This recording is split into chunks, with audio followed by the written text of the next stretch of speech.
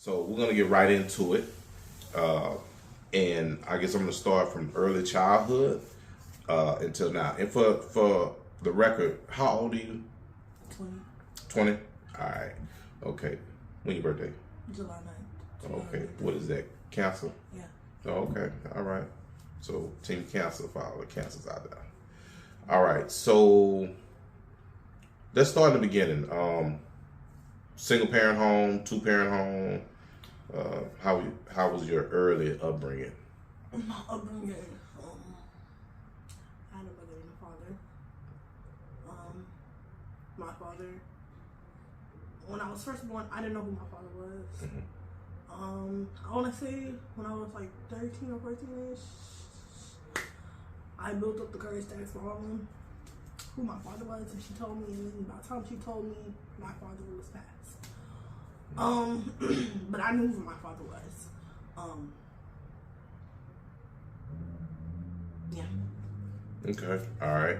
So he never lived in the home with you guys? From when I was 10 to 12, I think, he lived in the house. Okay. All right. But I didn't know he was my father. Right. You thought he was somebody else? Yeah, I thought he was just some random dude that my mom was messing with. Right. And so she told you after he was deceased that was your real father? Yes. Okay. So how did that make you feel? Damn. That's how I made me feel. Damn. I was hurt. And how old were you then? When she disclosed that information to you? I'm going to say probably 13. Okay. Yeah, because I was like in 8th grade. So,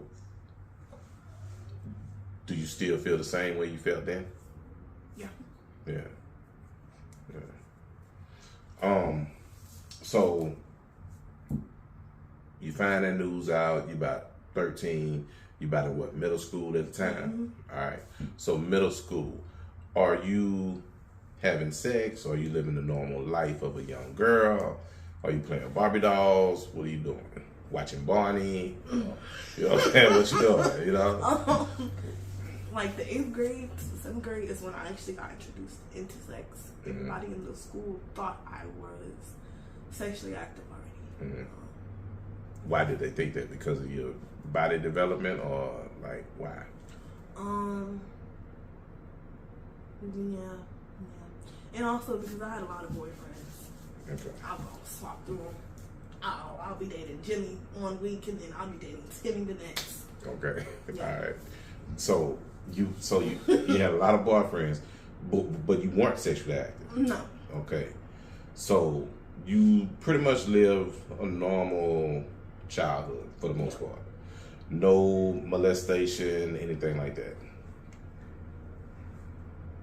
I was molested when I was in the 5th grade. 5th grade. Coming from after school. And that was like my first time ever being on the after school bus, because I was failing the class. And the dude,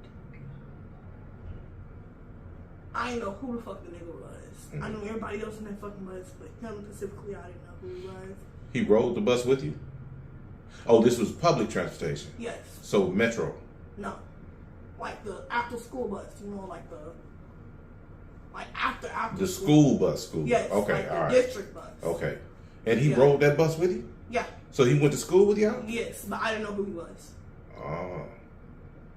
And you were in 5th grade? Mm-hmm. So he was a 6th grader, but I still didn't know who he was. I knew everybody in the fucking school. And he raped you? Molested you. Now, clarify that. It never got to the raping point. It was more of a touching situation. Okay. All right. Groping. Yes. Was he in your clothes? Or, yes. Okay. All right. And do you remember that vividly? Or? Yes. So he threw my shoe out the window too. Yeah. Oh, so because I was kicking him out the seat and telling him to move, and then he grabbed my shoe and he threw it out. Oh, so this was done on the bus? Yes. Okay, but this was against your will? Yes, because I didn't know who he was. Okay. And even if I would have known who he was, I wouldn't have let him do it. I almost felt bad because I think I used to touch on the bus too. For real. I was like, I'm like, damn, you made me feel a little, you know. But it was consensual though. You know what I'm saying? It was consensual. Oh, okay. Yeah, it was consensual. Yeah, I used to love them field trips. You know, man, for real. I used to go ham. Like, I was a little freak, bro. I remember one time my mama came into the school. This little girl, it was a white girl too. She had a dress on, and I dropped something up under the table on purpose. Oh. I was a freak. Something was wrong with me. Mm-hmm. And I went down there, and I tried to act like I was getting up on and I put my hand between her legs. So I did two girls, but the fatter chick, she was with it. Mm-hmm. The skinny girl, she wasn't with it. She ratted on me. Ooh, mama came to school and tore my ass up, and then I got tore up at home too. Yeah, but yeah, you kind of made me feel a little weird, you know. I was like, damn, that's me, sound like me. You know? But so he went against your will. You didn't know him. Mm-hmm.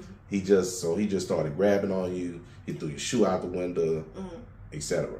Yeah. Did you report it to anybody? Took my lollipop out my mouth too. Oh, damn.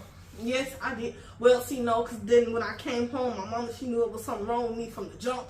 And then I didn't want to tell her because she got issues. So then I was like, you know, I'm just going to keep it on the quiet. But then eventually I had to let it out because it was just fucking with me. So I told her. And then once it finally came out, nobody believed me. But my grandma did believe me. Gotcha. That was my person believed me. Gotcha. Yeah, grandmother know. Because she's like, my baby ain't just lie about nothing like that. That's what's up. So then my cousin did too. Crazy. He's actually a part of my other cousin family. Crazy. Anyway, your cousin molested you as well? Yes. Okay, that's what I want to. So, because a lot of times when I talk to I was like maybe 13 when it happened. Okay. We were at his grandma's house on his father's side, and we went in the closet. We was playing some type of fucking closet game, but we in the closet. Was it house or something? Huh? Okay, go ahead. You gonna make me feel weird again. Okay, go ahead. I don't remember the game specifically. We wasn't playing house though. Mm-hmm. You know, and he came in the closet. No, he was like, boom. It was our turn to go in the closet. Mm-hmm. So then, boom. I think it was probably like 7 seconds of heaven or something like that. I don't fucking know what the fuck it was. Anywho, besides playing. So then, dude, he decided to pull his Peter Piper out and asked me to suck it. Then I looked at it.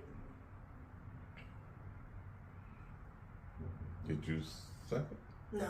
Okay. No. I ran downstairs. And then I stayed downstairs, and then I didn't tell nobody until probably about a week. And then, because it was like, why are you so weird when you come around such and such? And I eventually told my mom. No, I told my grandmother first. I think it was my grandma first. I told my grandma first, and then everybody in the family was saying I was lying because on how long I took, but my grandmother once again was the only one that believed me. My mom believed me, but it was just like, okay, well, my sister says that her son didn't do it, but that family is fucked up in the head. Anyway, besides the you got me feeling strange again because to me it sounds like kissing cousins. Like I had a couple cousins that I was, you know, we was young. You know what I'm saying? Yeah, I didn't kiss my cousins before, but pumping and stuff, like playing house and stuff, and you don't know, you know what I'm saying? And you grow older and you're like, wait, we family now. Then it was like, technically, we're really not cousins. We're really like third cousins. Y'all more, but yeah, the third cousin do hit different. I'm just saying, hey, I'm just saying. I got a lot of people. I mean, hey, it's some people, man. I know some cats. They will mess with their first cousin. I know some females. You know what I'm saying? I got females in my phone, like about 2 of them. Hey, I'm like, nah, that's too close, man. Yeah. My cousin, I'm like, oh, yeah, I'm not into the incest. Sorry. Nah, 2 of my cousins tried to swing it this way. Ain't happening. Ain't happening. I know that's right.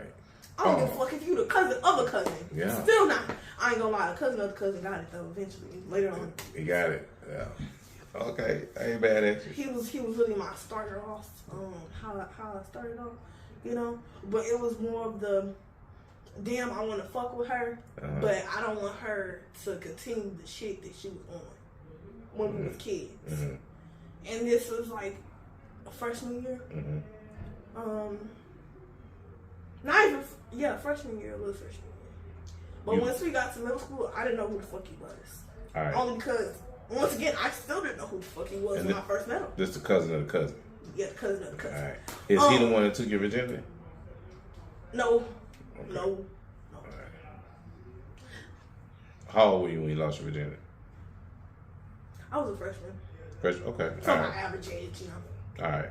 So, for the most part, you lived a fairly normal life.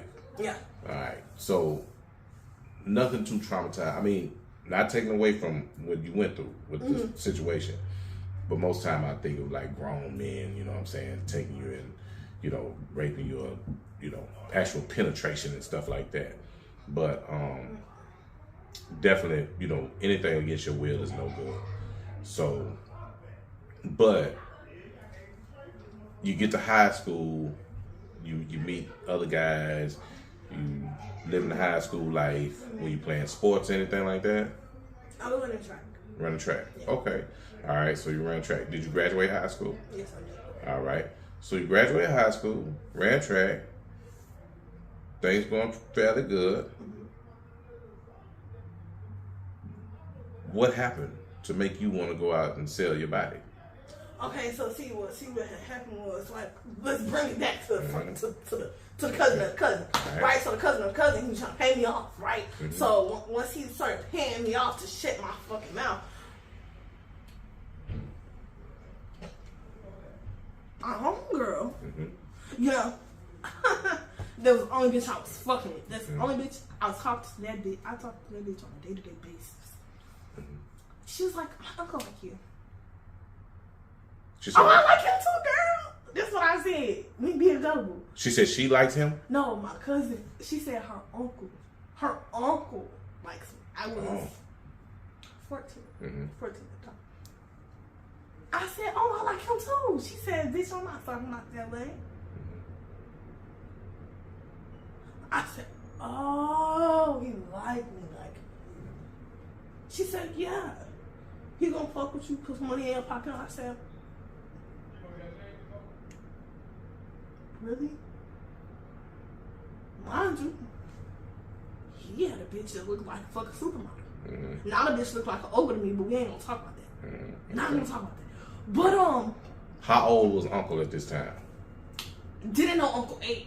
He never told me until I got this one dream, and I was a senior in high school, and I asked him. I said, "Are you 40 something?" He said, "What the fuck? I'm turning 40." I said, "Oh." I went to your 40th birthday party in my dream. And you feel me? We was turned to the bitch up in that hole. I just had to ask. Just had to ask. He said, "What the fuck?" Y'all don't give me the information God will. But yeah, that's what happened. Then after that, I just went down a spiral. Lost my father. Honestly, I would say probably was looking for a father figure to fit in somewhere. Probably why I would seek for so many men's attention. Probably so, but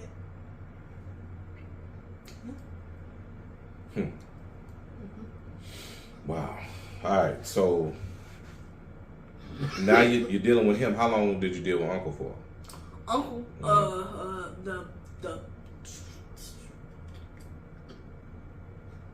probably like all my high school. Okay. We didn't stop fucking with each other until I changed my number. So how much money was he actually giving you? Like, let's just say I think 40 every day. $40 every day. Yeah. And he'll give me weed and shit like that. That's also where I started smoking. So pretty much bird feeding you. Yeah, basically. Yeah, but to you back then, that seemed like a lot. Yeah. So did your mother ever ask questions like, no. Did she notice anything? Later on in the years, I told her, I was like, you know, I used to fuck with an older man, right? I said sugar daddy. You know, nowadays, you know, I'm a little bit wiser, just tapped it. And that wasn't shit. But her on the other hand, my mother, she knew. She tried to overlook it. Yeah. Okay. All right. Did you ever look at this man as a creep? Like, if you see a 40-year-old man right now messing with a ninth grader, how would you look at that situation? See, I can't blame because I was in a predicament, but at the same time, deep down inside, I know that's technically was a brainwashing, and mostly half the time that's how these older men get to younger women because they go through their younger nieces and shit like that. So. Okay. All right, so you go from uncle, you go from cousin of cousin to pay you off, and then uncle starts tricking on you a little bit, bird feed you, giving you little candy and weed and money. When do you actually become a prostitute?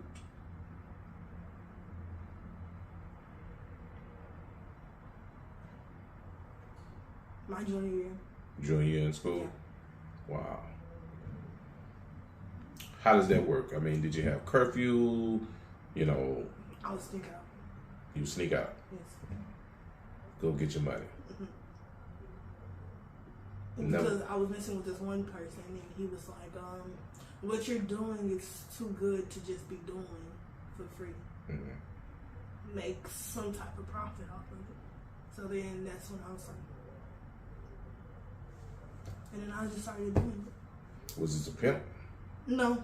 Okay, just somebody who I don't one of prefer your to be tricks. pimped or managed because then pimping and managing is technically the same thing. Have you ever been pimped before? No.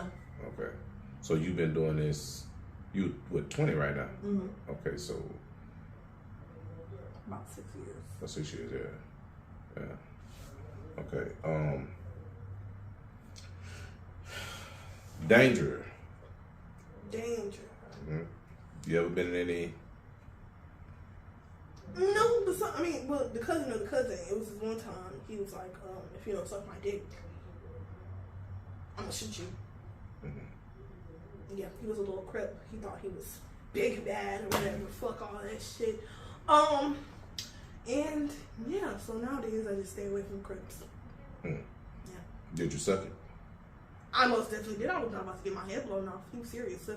Gotcha. And after I left, he shot off the gun. And ever since then, I've never been in a situation like that. Okay. Because I checked the demeanor before I'll fuck with you. What about being robbed or anything like that? No, not by a what is it called? By a Trick, John. Yeah, not by nobody that I was fucking with. They was giving me that money. No. It was more of a dude that asked me what the fuck. Oh, I was asking him to take me places, and he took my whole purse, and I was giving him gas money, so it was really no point in taking the purse. But you can have the $25. Yeah. That was in that bitch. Wow. Okay, so you turning tricks. How are you getting your clientele? Are you on the blade? You walking the track? You online? You on Backpage? What? Online mainly. Yeah, most of the dudes they'll be like, oh yeah, I want to fuck with you. But then down south, y'all just want to fuck. Right. So why not get you for the money? And then we just straight out all over the place, you know. That way you get you and they get them. Yeah. So let me ask you this: what about a guy who really does want something serious with you? You don't think that your mind is a little cloudy because of the money and the lifestyle that you live? Or would you accept a real man to come to your life? Do you even want that? A real man, an actual real man, but not a man that thrives off of sex. Well, most men gonna want some sex. Yeah, but not all the time. Like, right. I don't want it to be the first agenda. Oh, yeah, I want to fuck. Yeah. Yeah. So you haven't had any guys approach you and say, "Hey, let's go on a date, or let's do this, or let's, you know." Fuck no. No. Really? Why? I mean, yeah, we went on dates, but then deep down inside, once they start chilling with me, they were like, "Nah, I can't do it." Can't do what? The relationship. Why? You don't think you're relationship material? Let me ask you this: do you think you have low self-esteem? Fuck no. Very confident. Okay. Okay. Every time I walk in, my head is so high. So why you think you can't keep a man? It's not that I can't keep a man, it's that I choose not to keep a man. Right. You choose not to keep a man. Yes. Because you rather the money, right? Yes. Okay. Kind of, sort of. Yeah. But in the long run, you get the short end of the stick. Because this lifestyle, it don't lead to a pot of gold in most situations. I mean, you have your Cardi B's, you have certain other females who may have done certain things, but then they found, but even them, they found another route. So this is your plan A. What's your plan B? My plan B is to be a radiologist. To be who? A radiologist. A radiologist? Yes. When do you plan on starting to go to school for that? Whenever somebody helps me with financial aid. What do you need help with? The whole process. You can do it online. You don't have anybody to help you? I mean, I ask motherfuckers, but they act like, yeah, maybe I'll help you. Nah, I'll help you. Let me fix some time in my schedule. That's your FAFSA, right? Yeah. Now, you also have YouTube. You can go on YouTube and it'll show you how to fill out your FAFSA. Take that same energy that you're using to go out there and get these niggas money and put that towards filling out your FAFSA. Get your ass in school, become that radiologist, get paid, live a legitimate life. Because the older you get, the more things that you go through, it's going to get more dangerous, it's going to be more severe, more risky, and that cute little girl that's sitting in front of this camera is not going to be that same cute little girl anymore.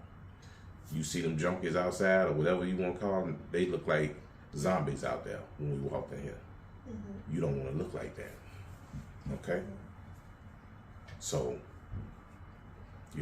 I gotta, this just me being me. I have to tell you right from wrong. That's why we do this. So if other girls are watching this and they're in the same predicament. Right. You know what I'm saying? Is it my goal is to change people's lives and to in all aspects, And that's why the channel is called All Walks of Life. All right. So we'll get back to it. What's the most money you've received from any one of your tricks? $5,000. $5,000. So what did you have to do for that $5,000? I mean, regular routine. Just regular sex? Yeah. And dude gave you $5,000. But it lasted for like 5 hours a day, or 4. He had sex with you for 4 hours straight? Yes. He was sniffing cocaine. He was sniffing cocaine? Yeah. And you wasn't scared? Okay. Did you let him raw dog it? No. You did? For 4 hours and you didn't get no raw dog? Okay. He was paranoid. Okay. Nah. And he was also a germaphobe. Okay. And he also had a wife. Okay. All right. And how did you meet that guy? Internet. Okay. So what avenues do you use on the internet? Like regular dating websites. Huh? Regular dating websites. Like regular dating websites. POF. Like Tag. Bumble. Yeah. All that. Yeah. So you get on there, do you tell them, hey, I'm on here selling ass, or do you display yourself as I'm on here looking for a date, looking for love? No. Not necessarily. I don't put it like that. I put it as if, we just have casual conversation. You feel me? Look at the text and see what the fuck he really on, and then hit him with the, if you want to fuck, you have to pay me. I know it runs for 2 hours.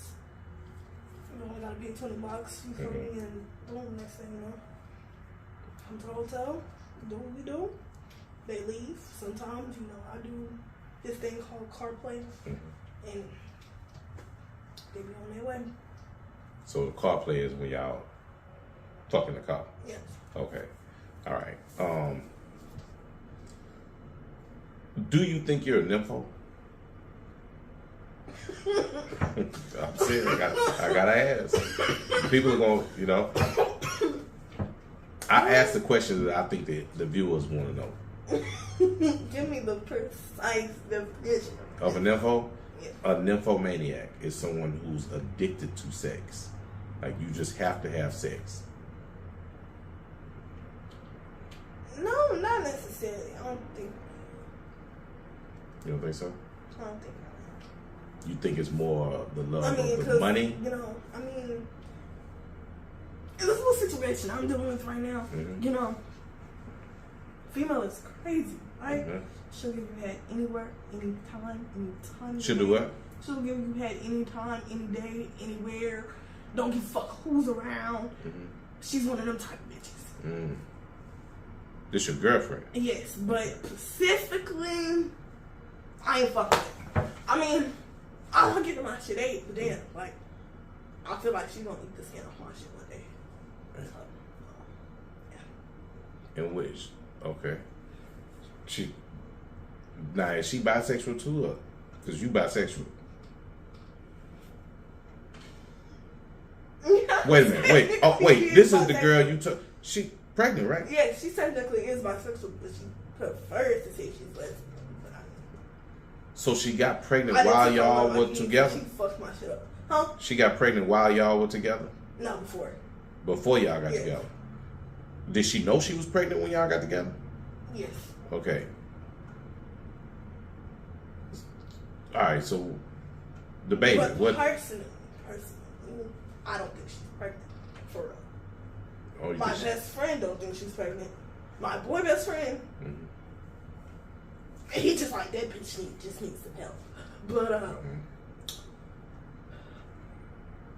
yeah. Okay, so, alright. Well, maybe she's not pregnant then. Okay. So y'all haven't done a pregnancy test or anything? She said she did one of her own, but that don't mean I'm just coming out of my own pocket and pay for one. I mean, personally, she came to me with no money in her pocket. Yeah. Every day you want something to eat, you want something to drink, but yet you have no way of living your lifestyle without getting by, even though you don't have a job. So and there's plenty of things you could do. You could babysit people's kids. You could fucking take the trash out. You could fucking do a whole bunch of shit just to get cash. You don't have to fuck for cash. But I don't think my kid that. And my best friends, they get pissed off at me because I'm just letting the bitch come and walk in my life and just fuck my shit up. So when a dude could have done that. For real. Yeah. Right? Yeah. God, So you out there popping coochie. Slanging. Yeah. Slanging the coochie. Yeah. And she at home laid up. Yeah. With your mama. In my room. In your room. My TV. Does your mama know that y'all are a couple, or does she think y'all are friends? She, honestly, I would say that my mother knows that we're friends, but then she probably knows that she be eating my coochie on the wall. Okay. So your mama knows how you are? Yes. Okay. You pretty much a freak? Yeah. Okay. All right. Does the girlfriend participate in any of your sexual acts? We had one time, but then I ended up spazzing out and hitting her because when she was doing it to the dude, I got paid my money, but she didn't inform me. Okay, baby, I might want to do something, and that way she could get her money. So she did what she did to do. Dude did cocaine. So with someone that does cocaine, you gotta keep the same rhythm for them to nut. If you change different rhythms, you start swapping the shit out, it's gonna take him 30 years to nut. That's what the fuck she was doing. It was in my coochie. She took it out and sucked it.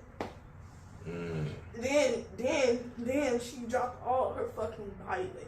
I felt every bit. My girlfriend is new. That bitch really got a little bit of meat on her, right? The most meat she got on her is her ass.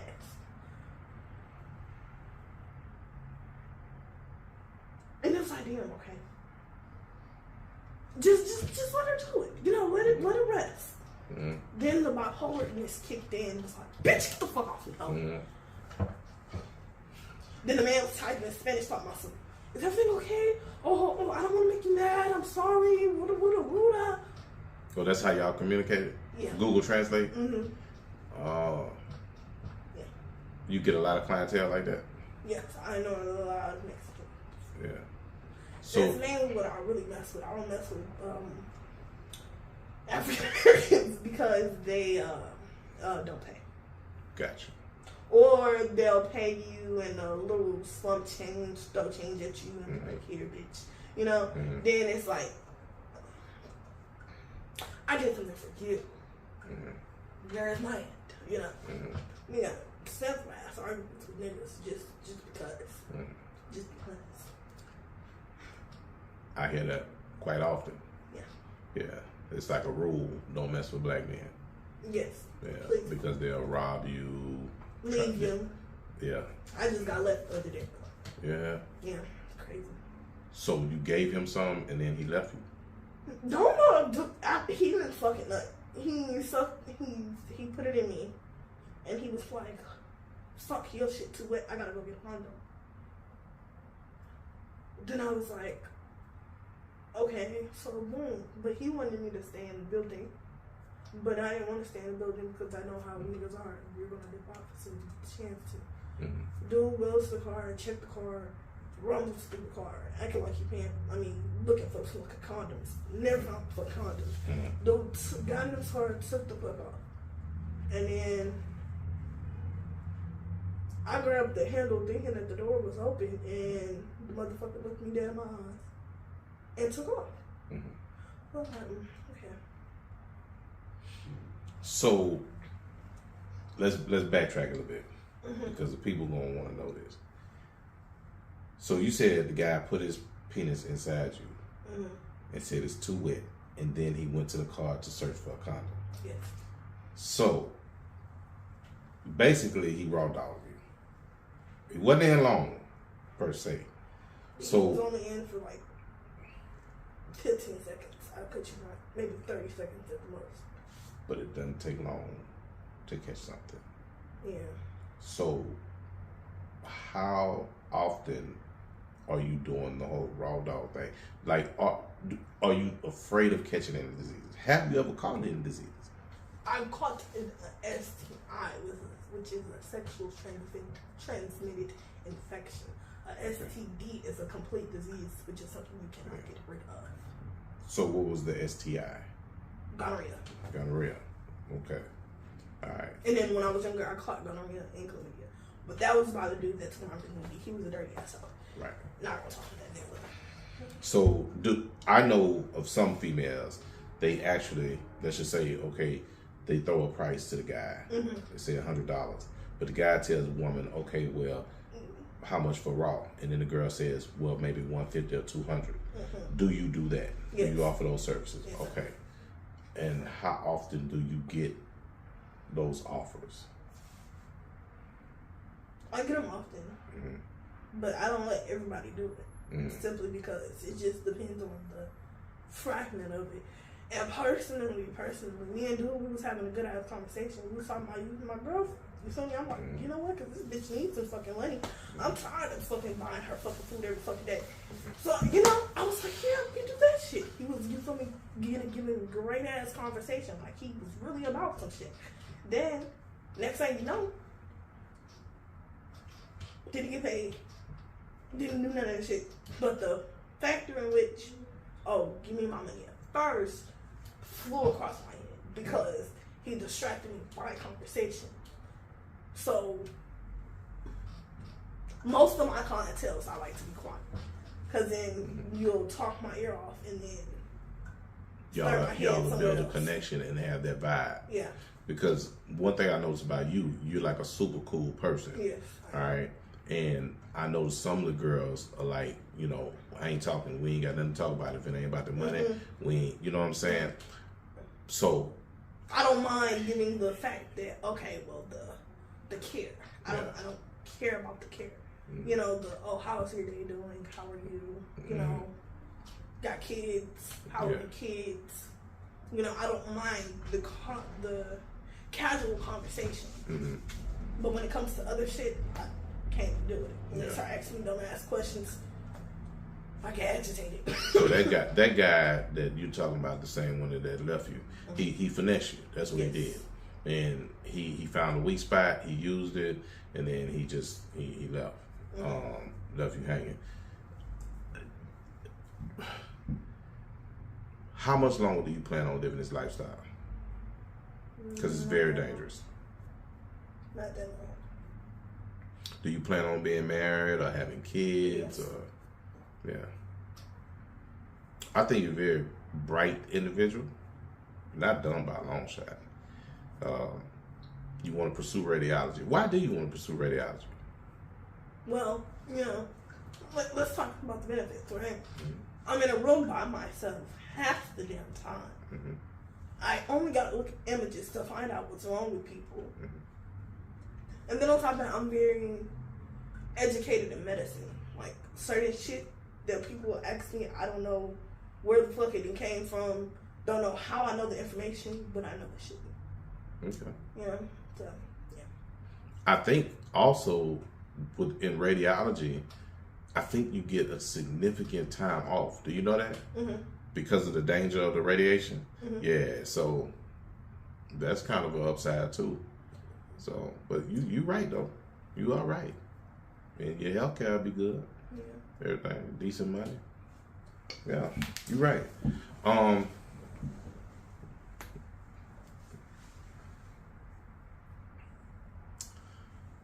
I'm trying to think, man. When was your last date? My last date? Mm-hmm.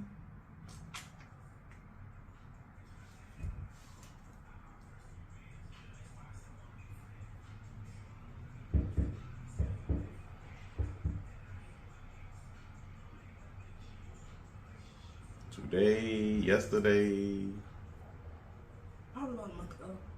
A month ago? Yeah. Your last, date. Date, yeah. Like, we go out to the movies. No. Don't y'all call them dates when you link up with the guys? Oh, that type of Yeah, that date. Yeah. Yeah. Okay, all right. I don't call them dates, I just call them link-ups. Link ups? Yeah. Okay, so how often do you get link ups? You coughing, you ain't sick, huh? See, what happened was, right? So my mom, she had told me my grandma, you know, was dying. And then, you know, I had went outside to go cry. And I ain't had no shoes on, so I got a little going on right now. Yeah. All right.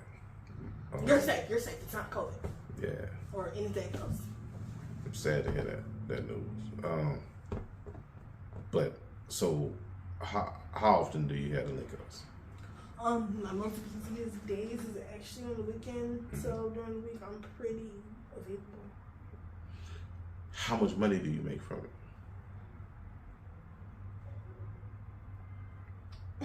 on a weekly basis. Let's say. On a weekly basis. Yeah. Let's say a good week. A good week. $2,000 to $3,000. $2,000 to $3,000 on a good week. Okay. And then bad week. 500. Okay. Are you managing your money well? Are you saving it? I know one prostitute, and that girl know how to manage money. I mean, you'd think she was really working for a corporate company and like a legitimate job, but the way she manages her money. Shout out to Day. That's my dog. Do you manage your money well? No, not really. You blow through it. Yes. Like most of them. Yes. Yeah. What do you spend your money on? Rent, phone bill, food, necessities. So you pay your mother's rent? Yes, I pay my half. Okay, yeah, okay. That's good. Mom's got you paying half their rent. You ain't living in there for free. Yeah, I feel it. You're not sucking up the AC and stuff. You and your. We had to get in that conversation. She was like, "You my baby. You don't need to pay rent." I was like, "But I want to." Yeah. But yeah. That's good. I respect that, especially since you got your freeloader over there. When you putting her out? Look, me and the best friend crew, we gonna keep her ass out tonight. Hopefully, we get some liquor. For real? I don't think you should do it with the liquor. Now. Y'all going to jail? Somebody going to jail. Don't do it with the liquor, man. Shoot, just get out of there, smooth sailing, But even if we do kick her out, she's not going far. She's just going to my best friend's house. But he was like, I mean, I've been telling you I can get her off your hands, but like I told him, I don't want her to be a burden to you if she's a burden to me. Wait a minute. So y'all pretty much swapping her. Basically, but he won't. Only to get her help and to help me out because he could tell in my face that the bitch is stressing me out. Like he was like, you came up here, your eyes was twitching like a bitch. Like every word that came out of that bitch's mouth, your eyes was twitching. Like, and I said, for real? He said, yeah. Then the bitch schizophrenic. He could have been told me that. He could have been told me the bitch was schizophrenic. I would have been left that bitch in the corner. You didn't know she was schizophrenic? No. So she hadn't shown any signs? No. I mean, she got a little dementia, but... Dementia? I call it dementia, okay? When bitch act like she don't know what the fuck I said, but you know what the fuck I said. Everybody else didn't heard what the fuck I said. Selective. She's selective. She's selective with her memory. That's what you want to call it? Yeah, I call it that. I think that's what that is. Is she in love with you? No, she don't. Your nerves getting bad not talking about it. Like my friend said, like my best friend said, she loves what I do for her. She doesn't love me specifically because personally, we probably only been doing it for a week. For real. We've been dating for a week. A week? Long. Yeah. Haven't been dating that long. Up until today? But then at the same time, in my head, I was like, oh, bitch, she just need a week. She just need a few days to get her shit together. And where did you meet this guy? I dated him. But I told my mama I better ask him. And your mama let her move in after you only known her for a week? Oh, shit. I see the thing.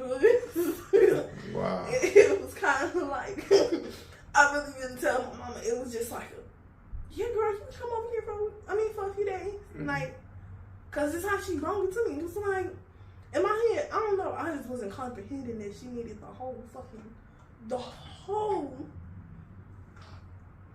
experience of her being pregnant around me.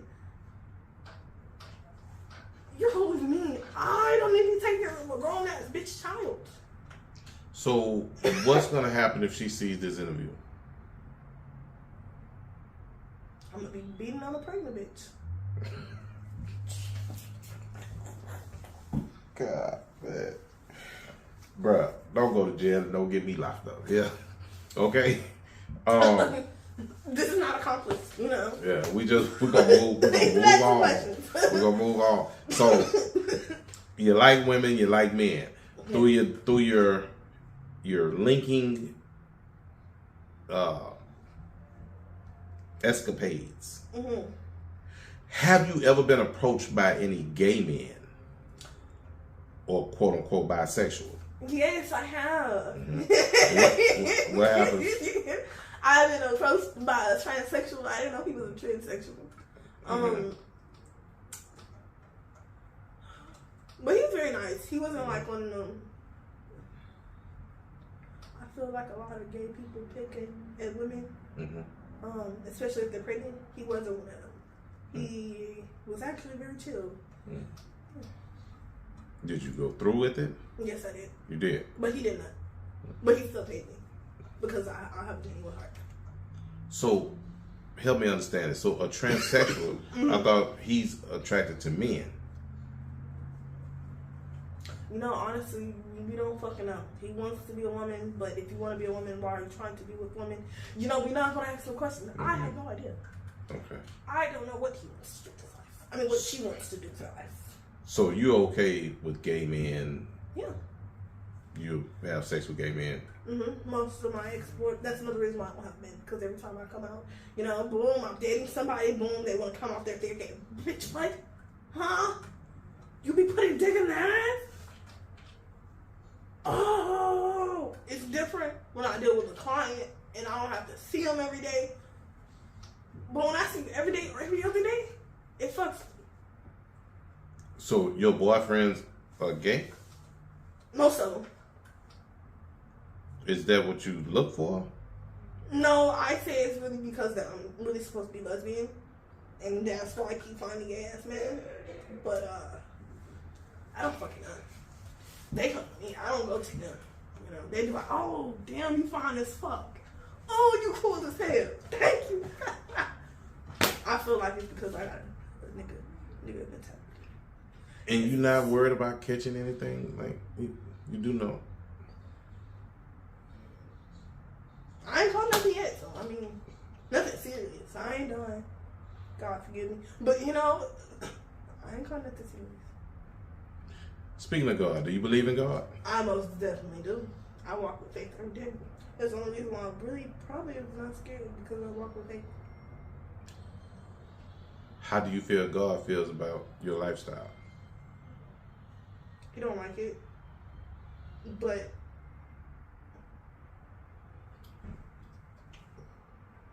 I get it how I live. In other words, like I can apply for a job today. Because people are going to wonder, they're going to say, why don't you just get a job? You know, I can apply for a job today. Boom. Go to the store, apply for a job. Never get the call back. Never know why. Probably fuck their husband. Who knows? Never know. I think you should put a little more effort into getting a job. And this is just coming from me. You're living a very, very dangerous lifestyle. And, I mean, the only thing that you pretty much haven't had sex with is an actual pet, an animal, at this point. Well, you've been with the trannies, you've been with your boyfriend's gay. Oh, shit. You got the girlfriend, and then you got regular dudes. That's a lot going on. Yeah, I don't think I'll ever be attracted to pets. Yeah, I mean, it's going on. It's happening. You know, it's happening. Drug use. Are you on any hard drugs? Nah, I just smoke my marijuana and call it a day. Okay. I think you should get some help for sex addiction. Sex addiction. I think you have a sex addiction. That's just me personally. That's me. That's me speaking to you. You might need some help. Because I'm gonna tell my best friend I need as much as help I can get. Yeah. Damn, believe me, they would take me as a joke. Do you think you suffer from mental illness or anything? Yeah. I asked you about being molested and stuff like that. What about physical abuse? Like nobody beat on you or anything like that as a child? I was punching them niggas down. Okay. Put hands on me. That's why the man had to use his gun. Okay. I mean, so you just naturally throw it off? Yeah, probably. Okay. I blame my mother and father. Yeah. Yeah. Especially my father. Have you ever... Your father what? He was the cuckoo nut. He was a cuckoo nut. Yes, most definitely. Have you ever considered... High speed chases and everything. All down and stuff. Yeah, probably. You ever considered seeing a therapist? No, because I feel like the therapist will lock me up and throw away the key. I don't think they'll do that. I actually have one that contacted me. And I think you might be a perfect client for her. Would you consider it? Yeah. Okay. I'm going to talk to her about it. I think if we can get you some help, try to get you away from that lifestyle. I want to see you in your radiata and your scrubs in the hospital, okay? I don't want to see you in no thongs and whatever, I don't wear you know what I'm saying? thongs. I don't wear them. Oh, you don't wear drawers? Nope. I come in sweats, dress. If the dude asks me, can you wear a dress out for a dress on? They ask specifically and can't put that specifically. So you just ready. And you've never gone to jail. How do you keep from meeting police officers? Honestly, like I said, I lived through faith. I most definitely lived through faith. Actually, probably about a week ago, I'm on the first, right? Mm-hmm. I think I met him. I thought I met the officer, but he just got a white face. It's a difference. Mm-hmm. I was actually walking on the stroll too, but see what had happened was, like I said, I'm not a stroll. Mm-hmm. I go through the stroll. See that? Mm-hmm. Anyway, so two was seeing him. Boom. Whole bunch of prostitutes on the fucking, you feel me? Strip. I'm sitting there, I'm in a fucking hoodie, a fucking pair of joggers, and fucking slides. Hey, you right there.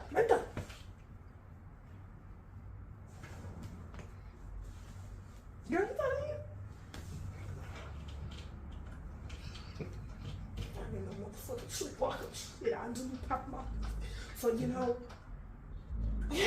I don't do what the fuck I do.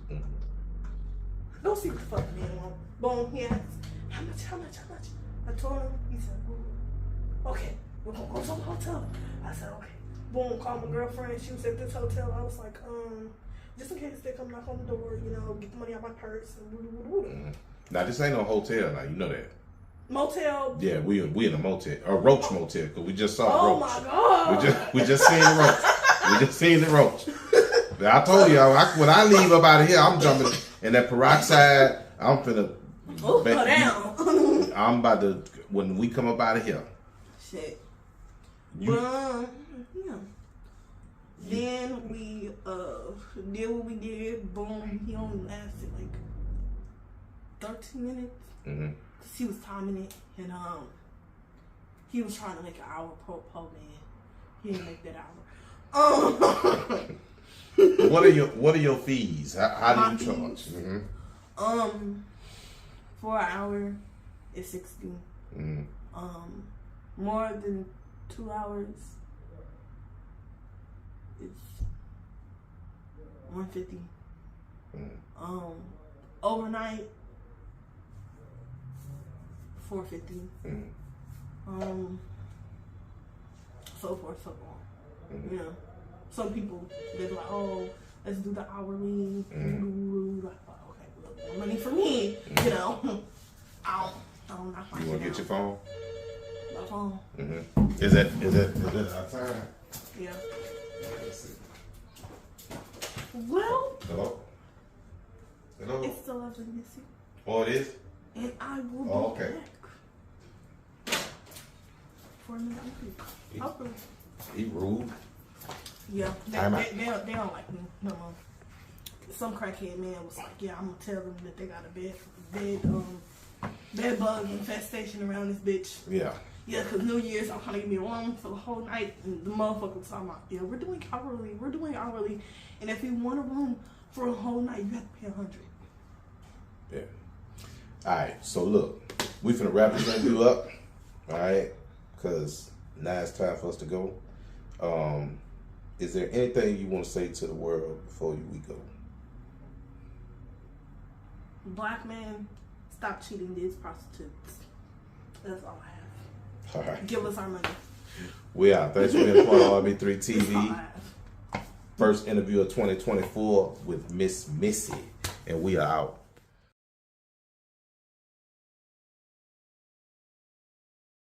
Tonight, we have Miss Andrea Jones, 31 years of age, living in Houston, Texas, currently homeless, and you are 4 years pregnant? I've been carrying a baby for 4 years. Okay. All right. Well, let's go ahead and get into it. Let's start from the beginning. Let's start from your upbringing, where you're originally from, and how you got to where you are now. I was born in Chicago, Illinois. Mm-hmm. I was raised in Atlanta, Georgia. I came here to Houston, Texas when I was 21 years old. My mother passed away here in Texas when I was 23. I met my child's father, a Caucasian male named Austin Metter, in Magnolia, Texas. We moved to Conroe, Texas, and had a little boy. Austin Metter was abusing me, and I shot Austin Metter in the leg in self-defense in Conroe, Texas, inside of a restaurant where I had gone for help. Austin had just been released from prison July 10, 2018. He went to prison when I had a little boy by him named Melbourne Halo Metter. Melbourne almost died when he was born, October 28, 2016, in Conroe Regional Hospital because Austin Metter was abusing me while pregnant with Melbourne. Austin was abusing me inside of my apartment in Conroe, Texas, and he went to prison December 2016. While he was in prison, I raised my child. When he was released from prison July 10, 2018, my child was 20 months old. He started abusing me and got me pregnant again. I was calling the police for several weeks, telling them that Austin was abusing me, and I started bleeding inside of the apartment, and he was raping me. The police was letting Austin flee from the police department, and I ran from my home September 18, 2018, pregnant and bleeding, with my 22-month-old little boy in my arms, begging for someone to call the police. I went inside a Baytown seafood restaurant.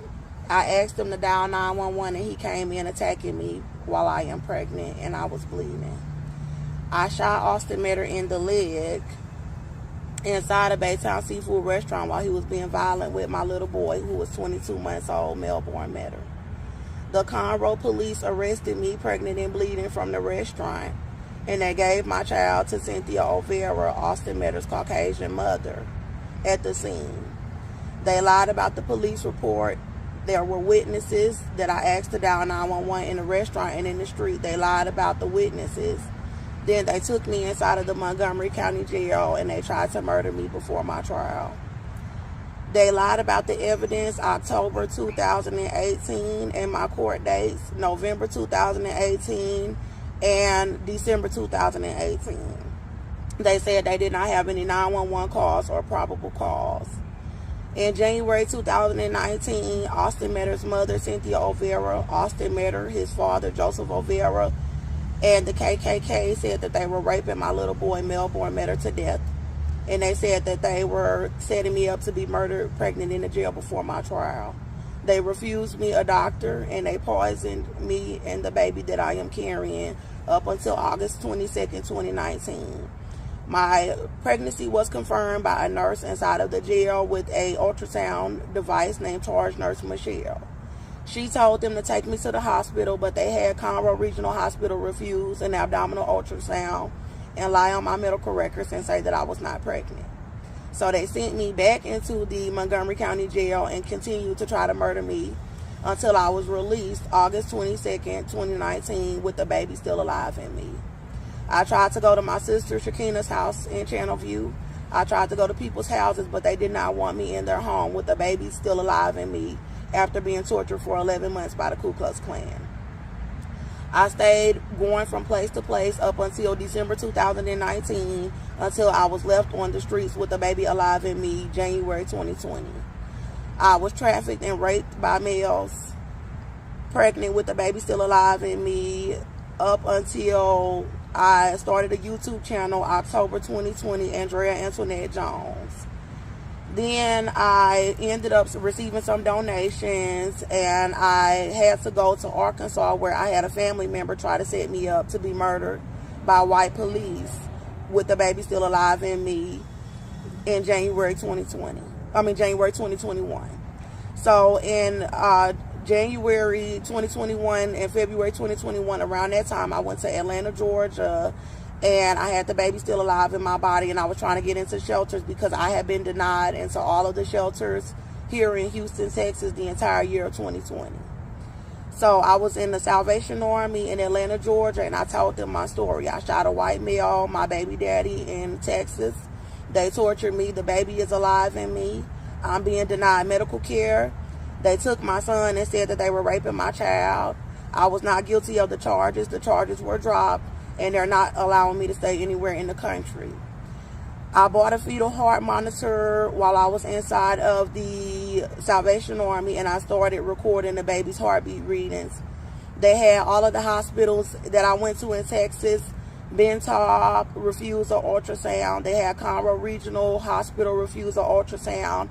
They had Baytown Hospitals refuse ultrasounds, and Chambers County Clinic. They all said that I was not pregnant on paperwork based off of urine samples and blood work, saying that it was coming back negative.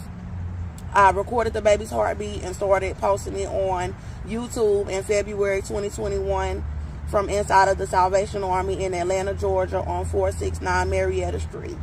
Once I started posting the baby's heartbeat, they had the staff working with the Ku Klux Klan to start poisoning my pregnancy inside of the Salvation Army, and they started starving me and tried to fight me and kill the baby with the Atlanta police, telling me that I had to leave the shelter or that they would harm me and the child on the property. I was forced to leave the Salvation Army, and they trafficked me to a black male named Marcus Eugene Mitchell.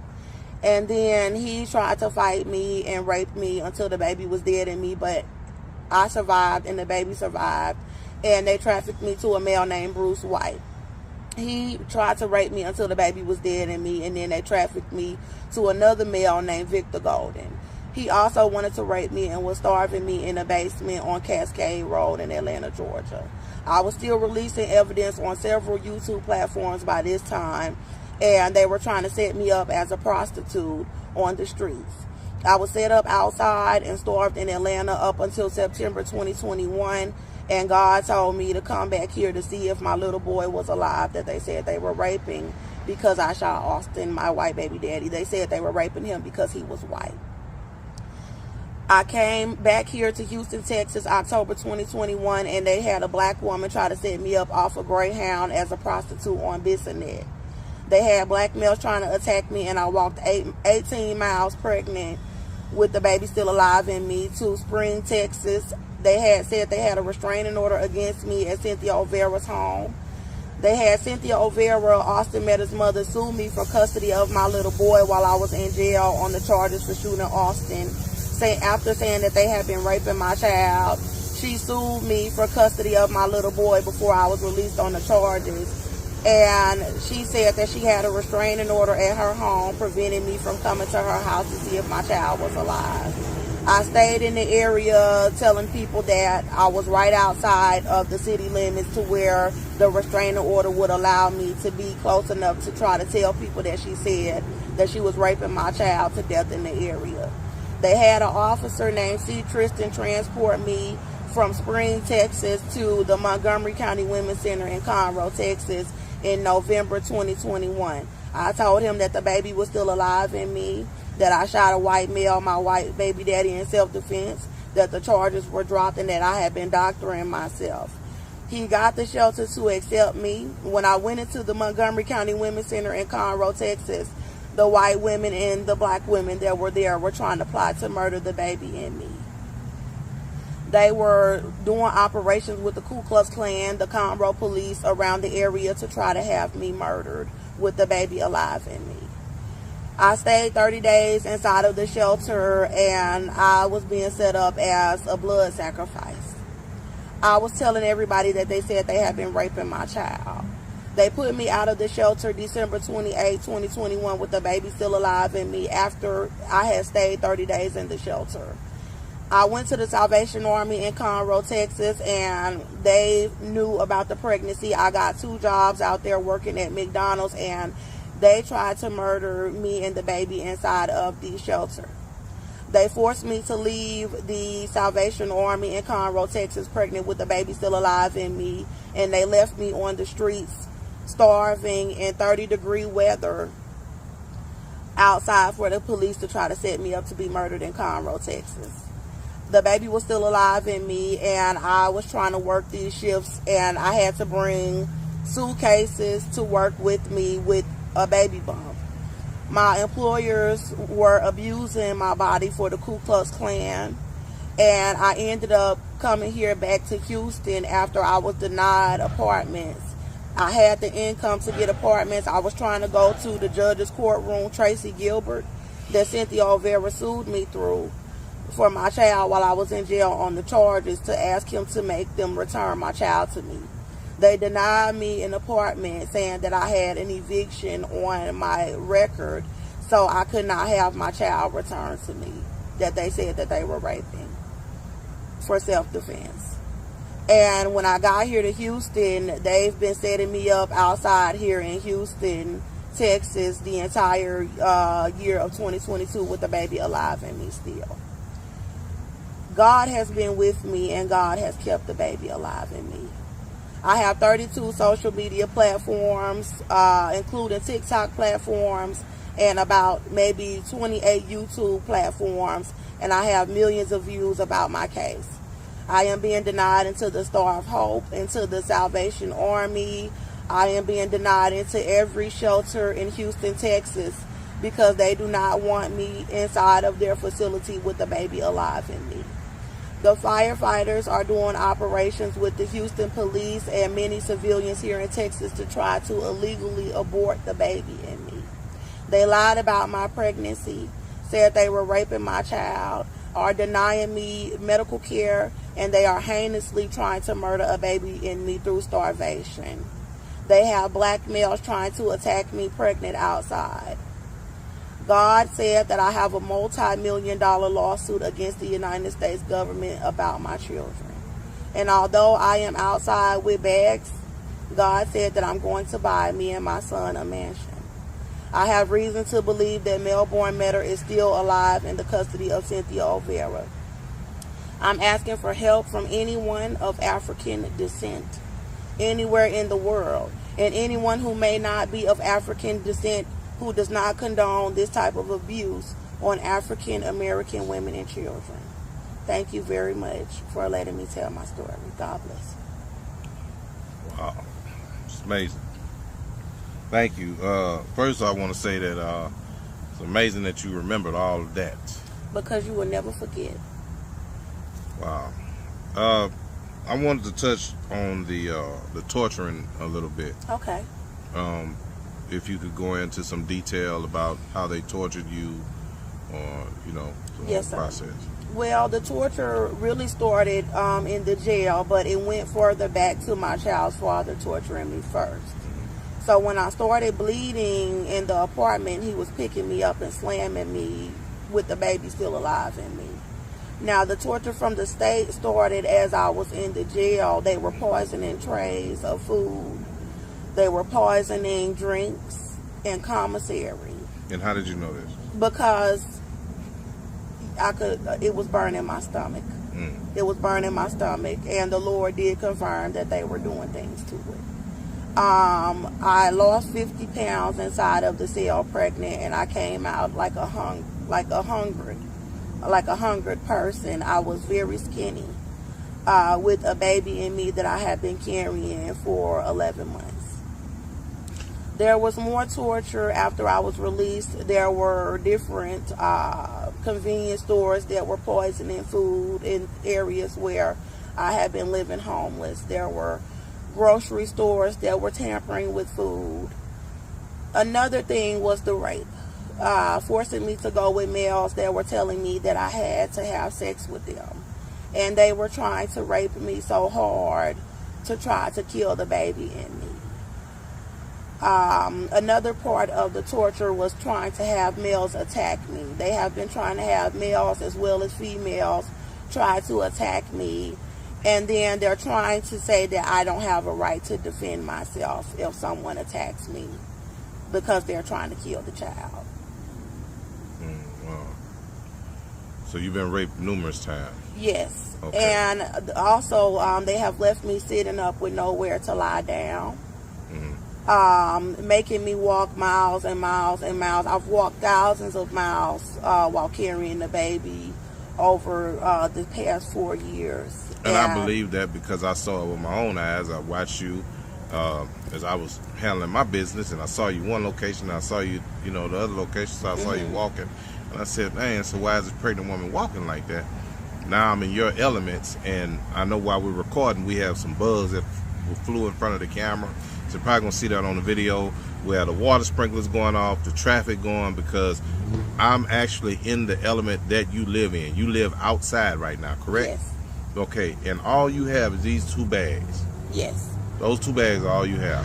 What do you have in the bags? Like, what is that? How do you survive being pregnant for that long, for 4 years, and survive on the street in the elements like this? How do you survive? Well, I have to go into grocery stores every other day or every day, and I tell people that I am pregnant. People watch my social media, and you can see the baby moving inside of me. So they know that I am pregnant. I also have the baby's heartbeat posted over my social media channels. What's your TikTok? Andrea J. Pregnancy Evidence. Okay. No Cap It's a Hit at No Cap AK was at No Cap It's a Hit, and that's No Cap AK-47. Is that Is that one word? Is it? No. So I have several TikTok channels. Okay. So one TikTok channel is Andrea J. Pregnancy Evidence. Okay, and the other one is? Another TikTok channel is No Cap AK-47. Okay. And on YouTube, you can type in Andrea Jones News and then go under channels, and it'll show you about maybe 28 YouTube channels, which are all my channels with all of the information on how long the KKK has been abusing me in America. And Andrea Jones News will be one word, correct? Yes. All right. My first channel that I started was Andrea Antoinette Jones, but my recent channel is Andrea Jones News with updated information. Okay, cool. So you go in the stores, you ask them you let them know that you're pregnant. Yes. And that I'm homeless, and I ask them for food or for money for food. And some people will buy me a meal. Some people will give me money, but that's how I survive. Okay, so you ask for food, you ask for money. Okay, but you're currently looking for a job. You want to work. Yes.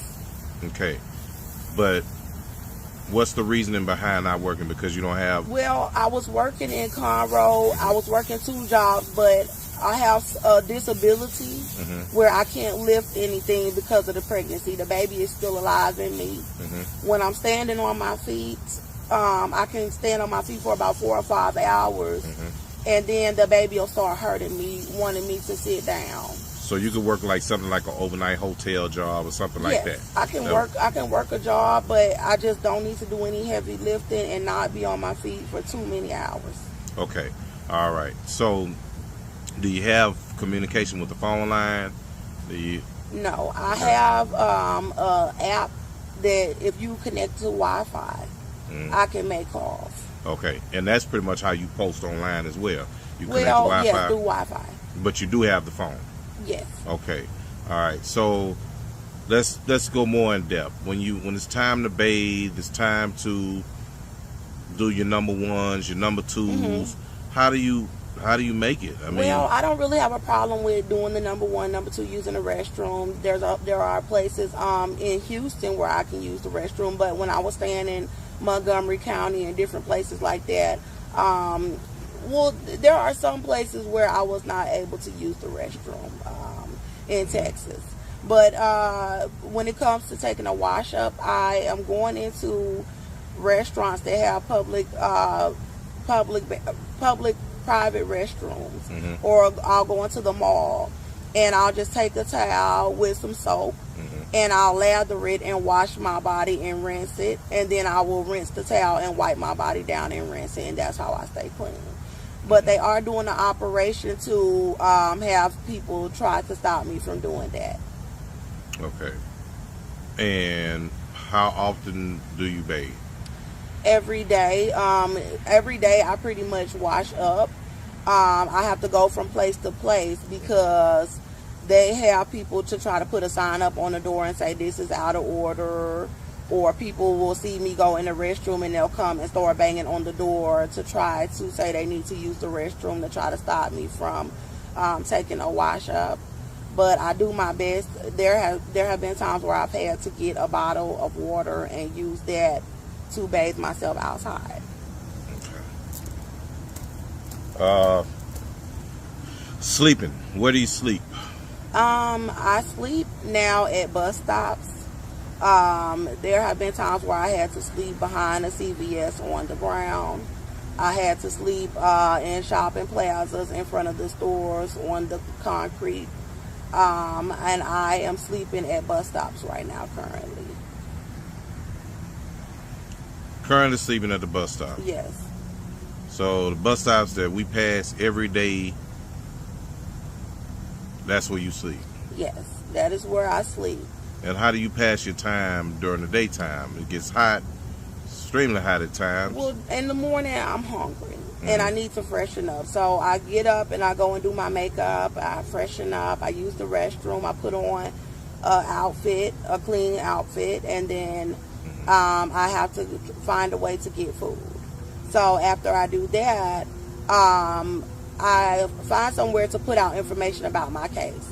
That they said they were raping my child, that they are staging me outside in the country, who my child's father is, who all is involved. I'm telling about the state setting me up. I'm telling that I'm pregnant, being denied medical care with people trying to kill the baby. So it's an everyday thing to be putting out information, and God has been with me to help organize my platforms. So every day I'm putting out information about my case. I did win the case against the United States government where the charges were dropped, but they abducted my child and said that they were raping my child, and they are torturing another baby in my womb. And I have a multi-million-dollar lawsuit about my children, and people are trying to set me up like I am a bum. I told y'all he was attacking me in my home, so they've been dragging this out and abusing me like this since the day of the shooting in the jail and since I was released. So it is an operation to where they are trying to set me up like I am a drug addict. They're having people come in with drugs. So for the record, you're not on drugs? No, I am not on drugs. Do you drink? I don't drink. I don't do any of that. But they do want to paint it out that way. So some of the viewers will be asking a question that I asked you earlier about mental health. Right. You got a little upset about it, but they're gonna want to know. Okay. So, have you been seen? Do you think you have any mental issues? I have had psychiatric evaluations due to the type of case that it was. When you shoot someone, the state is going to heavily do these type of evaluations on you to determine the probable cause, to determine whether you're guilty, to determine what your state of mind was when you shot this person in self-defense. And I passed all of the psychiatric evaluations. So I am not a mental patient. And like I said, I won 2 cases against the United States government. So I can't be that stupid. Okay. So the cases that you won against the United States government, you spoke about God earlier. Do you have a lawyer assisting you, an attorney? When I was in the jail on the charges, I had to basically represent myself to get the charges dropped. But God was with me when I did this.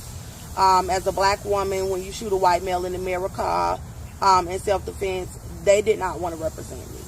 So the white lawyers did not want to represent me because of the United States flag, because of their allegiance to racism here in the country. Although I was not guilty because I was black, they did not want to represent me to get the charges dropped. I did have a Caucasian lawyer, but she allowed them to torture me and saying that they were raping my child, and she is allowing them to try to do an operation to set my baby up to be murdered from the day of the shooting. The black women did not want to represent me because they were in fear for their lives. The black women were scared of the white males in America that were torturing me. So and nobody they did not want to represent me. Okay, and nobody wants to represent you. They do not want to represent me. This is huge. I mean, I've never known for a woman to carry a child. I personally asked Michelle Obama to represent me. I asked Michelle Obama, I contacted her office, I posted the videos online because Michelle Obama went to law school. And her team did not respond and said the government sent out all kind of agents to try to cover up my pregnancy instead of represent me. And they also sent agents to try to cover up that Cynthia O'Vera and the KKK Austin, they said they were raping my child. So, I asked her to represent me because they said that they were raping my child, and they refused. What keeps you motivated? They did not. God. Okay. God keeps me motivated. The members of the body of Christ, people who believe in God, that have helped me and my children overcome what it is that I'm going through in the spirit. That's what keeps me motivated. And you say the churches, so they've helped you? I mean... No, I don't mean to say the church as in actual building, but like if I come up to someone and I ask for help and the Holy Spirit moves that person to help me with a meal, you're acting in the body of Christ versus someone that is being wicked and knows that I am pregnant and that would starve me because of how long I've been being abused. Gotcha. And you've been homeless for how long? I've been homeless since they released me on the charges. And that's been about what? Maybe... About 3 years. About 3 years? Mm-hmm. Okay. This is how you've been living? Yes.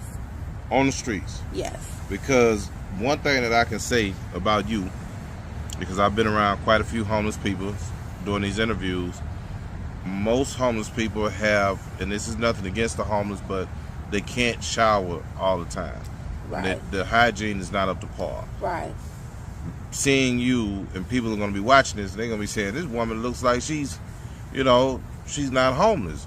Which I'm sitting here saying the same thing. But honestly, I look a lot better if I were indoors. I could take better care of myself. I'm doing the best that I can. Mm-hmm.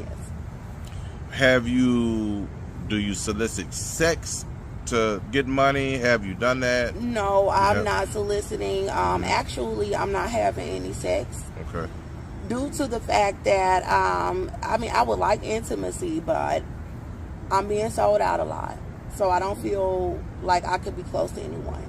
You've been sold out. I've been sold out. Yeah. And I feel like I can't have sex because I don't want to be raped. I don't want somebody to try to kill the baby in me that's still alive through that type of sexual activity. Mm-hmm. I've had men try to kill the baby that's still alive in me during sexual intercourse. So I have abstained from all sexual activity for a very long time. Okay. Until I can receive the medical care to get the baby out.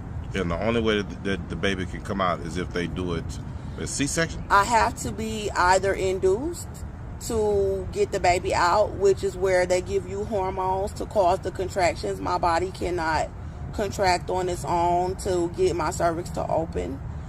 Or I may need a C-section. Where they have to cut me to get the baby out.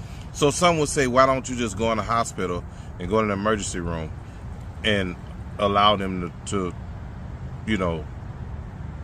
go through with the procedure? Because of the severity of how long the KKK has been torturing my pregnancy, they have the hospitals involved with lying on my medical records, where I have to have legal representation, where someone who knows all the evidence. I have thousands of videos online showing the baby moving in me, showing the baby's heartbeat. I'm doing updated videos every day. I just did one last night. Anybody that can come up to me right now, you can see the baby moving. You can feel the baby moving in my belly. And I need a lawyer and people who will stand by me to make the hospital do right by me, because they're taking advantage of me as a pregnant African American that has been abused, where they are refusing the ultrasounds and they want to lie about the evidence about my case. It is a multi-million-dollar suit. So when the baby is taken out of me, They also have to pay out the lawsuit money about the torture. And then they also have to return my child to me that they said that they were raping to death. And if my child is alive and they have raped him, they also have to pay a multi-million-dollar suit about him. So you don't know if the child is alive? I don't know if he is alive. What's the child's name again? Melbourne Metter. So, can people are going to be wondering? Can this whole situation with you shooting the baby's father and is there records of this? Can they pull it up online? Are there news clips? The shooting happened in Conroe, Texas. There was a sheriff that was an investigator on the case named Sheriff Jim McDougal. And everybody knows that he was shot in the leg. My entire family. The entire Conroe Police Department. His parents. Tracy Gilbert, where they took my son through his courtroom, a family court judge, they told him that I shot Austin in the leg in self-defense. So if someone pulls this up, they will, if they Google it, they'll be able to find it. If they Google my channels, I will be able to explain it. But it's not on Google. There's no record. Well, like I said, this is court records. So anytime that things go through the court, those people can be subpoenaed for the information. Tracy Gilbert, the Conroe police arrested me on the charges. So the fact that I was arrested and charged, that is a record of the shooting. Right. So that there is a record of that. Yes, there is a record that I shot him. Okay. Yes. All right. I understand they won't put out all the information. Right. But for the viewers who are watching, they're going to want to know, okay, well, how do we know if her story is true? Well, they charged me September 18, 2018, the day of the shooting in Conroe, Texas. They charged me with assault with a deadly weapon for the shooting. And that charge was dropped. They charged me with dispersing a weapon in a public place, and that was also dropped. But what they did was they covered up all of the information where they were not supposed to arrest me, period. And what restaurant did you shoot him in? Baytown Seafood Restaurant in Conroe, Texas. Okay. So if you really think about the facts, I would say it's a wrongful lawsuit as well, because when a male is attacking a pregnant woman with a small child, there are 911 calls and a witness. You are not supposed to arrest the pregnant woman that is bleeding with her small child and then charge her for protecting herself from a male that was just released from prison for assault. Okay. So they tried to destroy the evidence by trying to kill the baby in me, and it is still alive. Okay, so what we're gonna do, we're gonna wrap it up. Okay. I'm definitely this story is extremely interesting, and I'm grateful, and I want to thank you for allowing me to be able to do your interview. You need help, you need assistance, you need money. What I need is somebody to help me to get the baby out. That's the main thing I need, because my life is in danger. So my life is in danger, but I will accept donations at the least. Okay. For people who may not know anybody that can help us or that will be willing to touch this type of case. So the area of town that you frequent, you're pretty much what? Southwest, West Houston? Well, I know right now I'm on Westheimer Road in Houston, Texas. In the Galleria area? Yes. Okay. Well, I'm further down from I've been in the Galleria area for a while, but I'm moving out from this area because it's really getting bad with people knowing about the case. I'm a black woman with a multi-million-dollar suit about a pregnancy, and I'm being left outside. The shelters do not want me inside of the shelter with the baby alive in me. Okay. All right. So if anyone wants to donate, any of the viewers who want to donate, she does not have Cash App. She does not have Zelle because she does not have a bank account.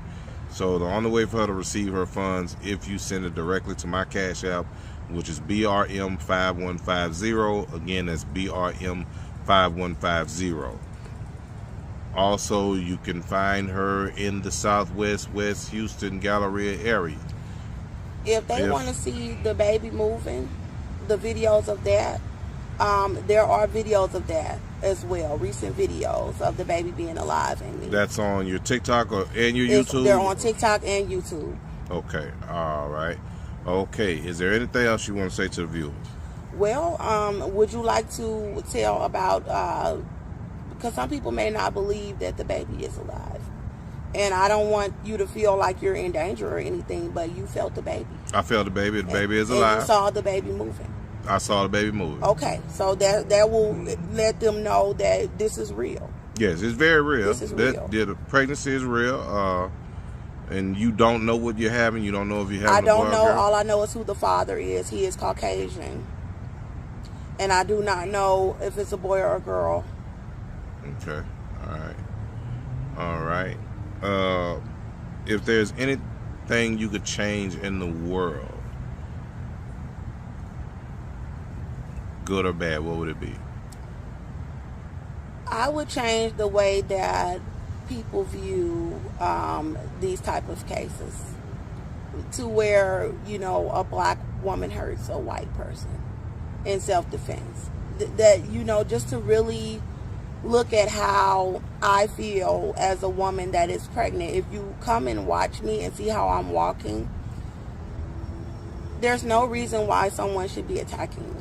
And I just want people to view the way that they treat African American women a little different, because I never had any intentions of hurting anyone. But I don't want people to view me as a monster or someone who hurt someone. I want people to view me the way that God viewed me when he helped to get me released on the charges.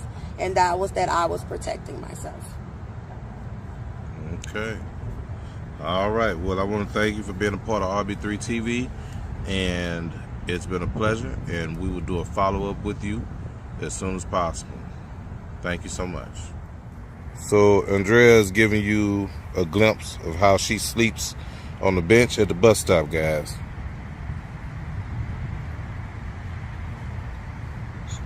Pregnant. And you sleep like this every night? Mm-hmm. At the Metro bus stop? Yeah. Or here at the park? Well, wherever you can find. I can't sleep at the park, but at the bus stop, yeah.